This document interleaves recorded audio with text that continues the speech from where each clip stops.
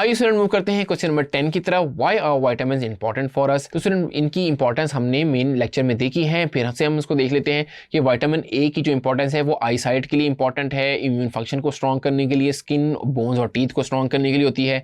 इसी तरह vitamin B जो है वो मेटाबॉलिज्म सिस्टम को स्ट्रॉन्ग रखता है, जो हमारा ब्रेन का फंक्शन है उसको स्ट्रॉन्ग रखता है। हार्मोन्स जो कुछ होते हैं हमारी बॉडी के अंदर उनकी प्रोडक्शन के लिए होता है। जो हमारी जो हार्ट ऑपरेशन होते हैं रेगुलर, जो उसकी मतलब काम हार्ट को प्रॉपर फंक्शनिंग के लिए विटामिन बी की सपोर्ट होती है। इसके अलावा स्टूडेंट विटामिन सी जो है वो इम्यूनिटी के लिए बड़ा इंपॉर्टेंट है। जब बात होती है इम्यूनिटी की तो सबसे पहले विटामिन सी का रोल आता है।